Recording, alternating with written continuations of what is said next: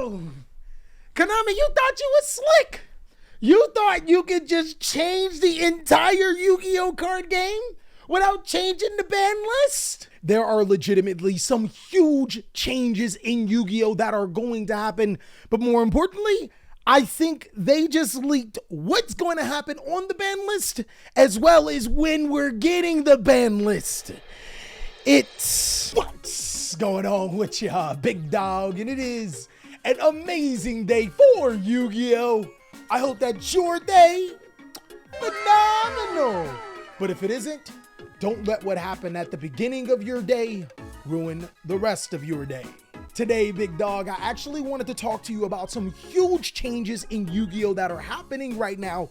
This can very much affect on how you enjoy this Yu-Gi-Oh! Card game. Potentially for the better or the worse. It depends on how you take information. And just to help mine and your simple brain, I'm going to be breaking this video down into 3 separate parts. We're going to be talking about the Konami policy update documents. This is actually huge and affects everyone from a local level all the way to the YCS championship. My guy, imagine clapping somebody up in the middle of the game and then losing because you didn't know this information.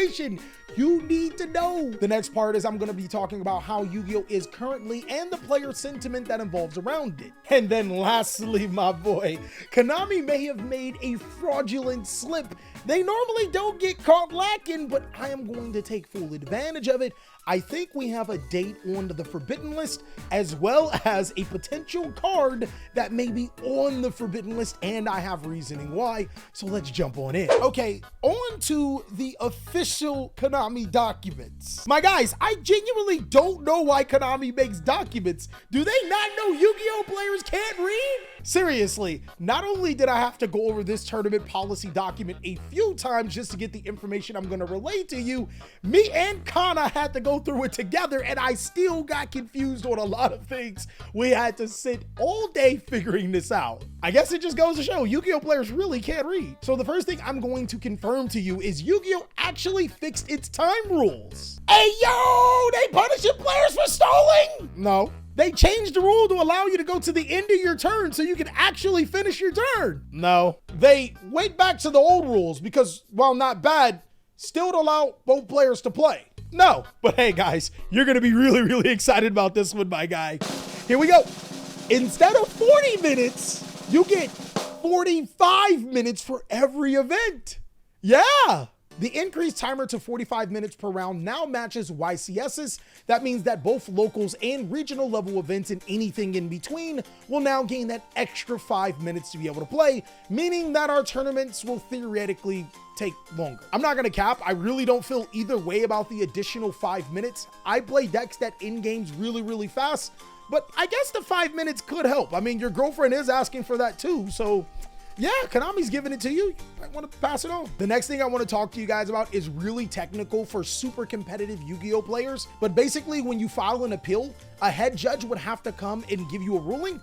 Now an assistant head judge can too, and their ruling is just like a head judge. This is actually pretty cool for judges. And also on a side note, when you do side events, the guy that judges your side event, his ruling is considered a head judge's ruling. Yo, Konami getting real greedy. They handed out power to everybody. How do I join? MST negates! It negates this time! All right, I'm pretty sure I'm gonna get kicked out of the judging program that fast. Now, as my boy Ali always says, anytime you try to idiot-proof something, they'll just build a better idiot. Konami genuinely does not know the scope of Yu-Gi-Oh! Players. You think we set the bar now? Woo! It's gonna happen. With that being said, I have to give Konami kudos for clarifying a few things, and I'm gonna run down them really quickly. The first thing I want to talk about is mobility issues. If you have these, all you have to do is contact your tournament organizer, try your best to get in contact with them beforehand, and they will accommodate you the best way that they can. Some of the examples listed in this document is getting a static space, whether if you have a mobility issue or if you have a sensory issue. Another thing listed here is that if you are deaf, you can have all communication in writing. And lastly, which I think is super cool, is if you have like a broken arm or a cast on your arm, you can have someone shuffle your deck for you so long as they don't participate in the game. My guy, I ain't gonna lie, I kind of want to break my own arm just so I can have a shuffler on the side. My guy, that would be dope. loop, but I don't want to break my arm. For feature matches, you cannot wear brands that are Konami. So I wonder if I like stick Konami right here or right here, would I be able to do it? This is exactly what I mean about building a better idiot. I'll try. For double sleeving, one of the sleeves have to be clear. You cannot double sleeve with a third sleeve.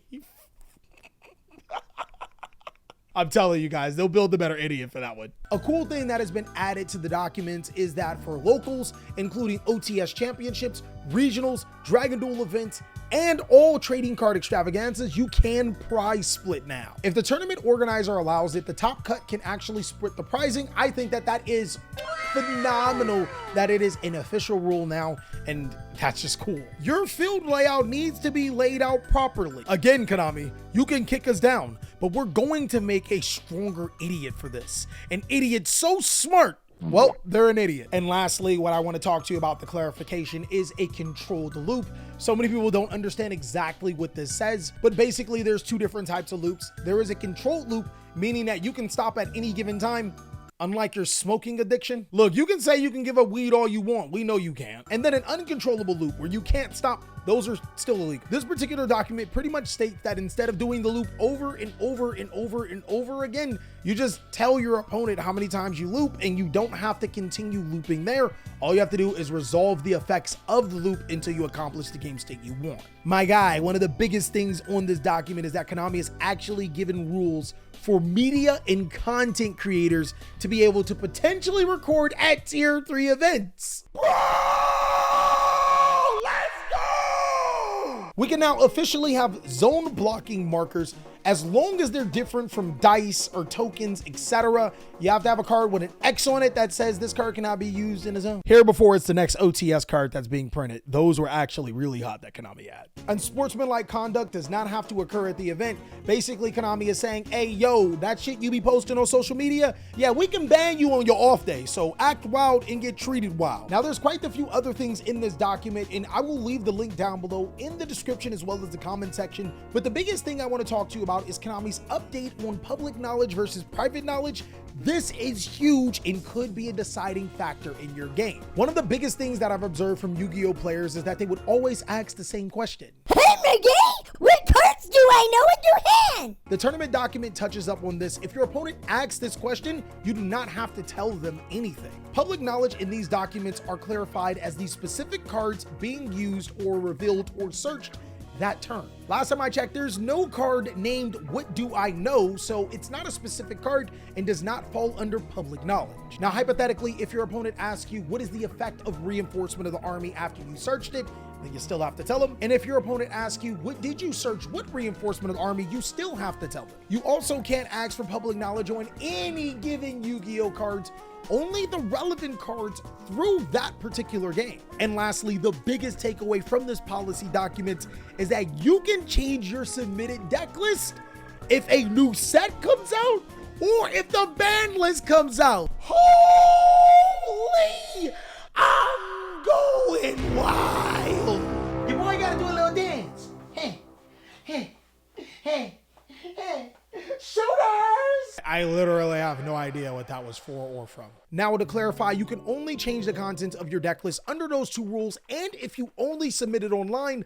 But to be honest, you are a literal walking bot if you're still submitting your deck list on paper. My guy, you cannot complain about Konami giving you paper match slips and you're still submitting in paper deck lists. We're in 2023, get with the times. I think that I probably should make an in-depth video about what do I think exactly in this format. I would have to personally say that Yu-Gi-Oh is in a really interesting spot. As of right now, through analytical results, Kashtira is still the best deck and it's not really even close. There are some things that I really like about current Yu-Gi-Oh and some things that I really dislike that unfortunately would take us off topic. So go ahead and let me know down below in the comment section that's something that you want to see. But to stay on topic, that actually brings me to the forbidden list. Speaking of Kashtira dominating the Yu-Gi-Oh format. My guy, Konami has actually given us two huge hints of when the Forbidden List is coming and what could potentially be on it. Now, I am putting on a tinfoil hat with this, as this is all just theory, but I think that Konami did not make this policy document for no apparent reason. A couple of things completely stick out to me. The biggest one is Konami allowing you to change your online deck list if a Forbidden List comes out. They say it's for upcoming new sets and ban lists, but the last time a set came out at the same time a YCS came out was YCS Pasadena. We actually received a policy document after Pasadena, and if it was genuinely because of a set, then they probably would have updated it then. I think with my big brain that this is because of a ban list, and they included sets because, I mean, it would make sense. And that means that the ban list just might come out way before YCS Philadelphia. Think about it, big dog. The only way to submit a deck list for YCS Philadelphia right now is online. And this Forbidden List that comes out gives you an opportunity to change your deck list online. I ain't gonna cap, the event should have been this weekend, but because of Taylor Swift, we got an additional week. Think with me, fellas, think. This ironically also gave Konami an additional week to go over last week's nationals and events that happened with both sets and no Forbidden List, giving them a better vision of what could happen for this particular event. So if you ask me, the Forbidden List is coming out tomorrow, and that's why this video was coming out today. Also, my brothers in Christ, what could be on the Forbidden List? This one's easy. There is a particular section in the new document on what judges should and should not answer. And one portion of that section, it says Duelist B has 2 copies of Sky Striker Mobilize Engage in hand. My guy, Konami, I'm not stupid. Konami, I'm not stupid. Konami, there's 2 Engage in Master Duel. There's 2 Engage in the OCG. You updated the documents to talk about 2 Engage. You could have talked about any card that was not limited, but you talked about Engage. Come on, Konami, I'm a big reader. You can't ban me for this one. As per your rules, this is not stolen information or information that no one else has. This is the truth that you goobered on. Come on, Konami, engage the 2. You know what's happening.